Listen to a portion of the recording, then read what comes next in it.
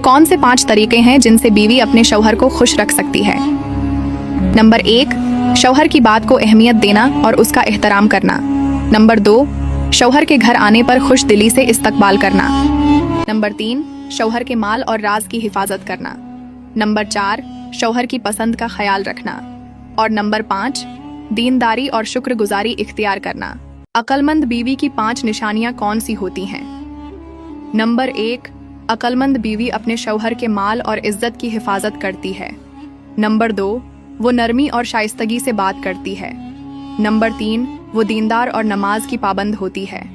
Number 4, वो शौहर को ज़हनी सुकून और हौसला फराहम करती है। और नंबर 5, वो शुक्रगुजार और कनात पसंद होती है। शादी किस औरत से करनी चाहिए? नाजरीन, रसूल सल्लल्लाहु अलैहि वसल्लम ने फरमाया कि ज़्यादा मोहब्बत करने वाली और ज़्यादा औलाद देने वाली औरतों से शादी करो।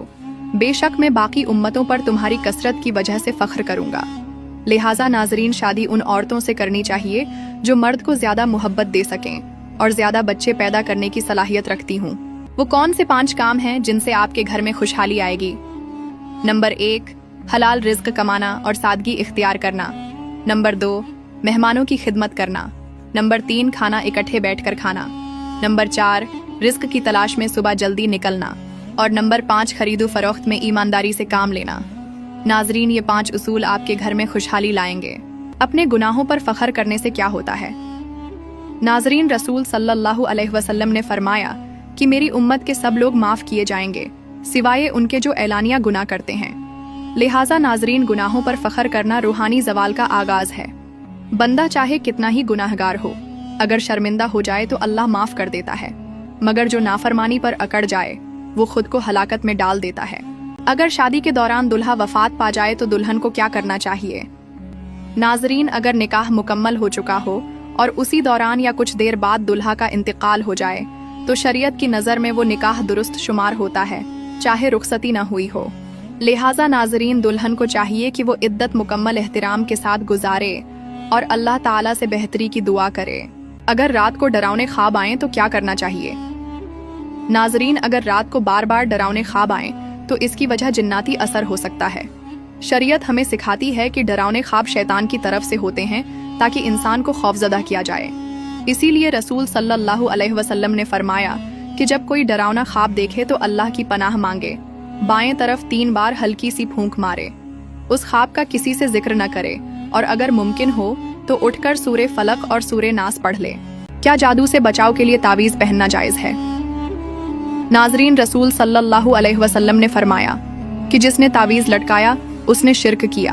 ताहम नाजरीन, अगर तावीज़ कुरान या मसनून दुआ पर मुश्तमिल हो, शरी हुदूद में हो और अल्लाह पर तवक्कुल के साथ इस्तेमाल किया जाए तो बाज़ अहले इल्म के नज़दीक ये जायज़ है, मगर मुकम्मल भरोसा सिर्फ अल्लाह ताला पर होना चाहिए, न कि किसी कागज़ या धागे पर। क्या अजान से पहले नमाज पढ़ना जायज़ है? नाजरीन, अजान का मकसद वक्त की खबर देना है। अगर वक्त दाखिल हो चुका हो और अजान किसी वजह से न दी जाए तो नमाज पढ़ना जायज़ है, मगर आम हालात में अजान से पहले फ़र्ज नमाज शुरू करना सुन्नत के खिलाफ है। अगर वक्त शुरू होने से पहले नमाज पढ़ी जाए तो वो बातिल होगी। इसी तरह अल्लाह ताला फरमाता है कि नमाज मुमिनों पर मुकर्रर वक्त में फ़र्ज की गई है। लिहाजा नाजरीन, अजान से पहले नमाज सिर्फ उसी वक्त दुरुस्त है जब वक्त दाखिल हो चुका हो, लेकिन बेहतर यही है कि अजान के बाद नमाज पढ़ी जाए ताकि सुन्नत पर अमल हो। पैसे लेकर दूसरों के बच्चों को दूध पिलाना कैसा है? नाजरीन, अल्लाह ताला फरमाता है कि अगर तुम अपनी औलाद को किसी और से दूध पिलवाना चाहो तो कोई गुनाह नहीं, बशर्त ये कि जो कुछ तुमने देना तय किया है वो अच्छे तरीके से अदा करो। लिहाजा नाजरीन, पैसे लेकर दूसरों के बच्चों को दूध पिलाना शरीयत में बिल्कुल जायज़ है, बशर्त ये कि नीयत दुरुस्त हो और बच्चे का ख्याल मोहब्बत से रखा जाए।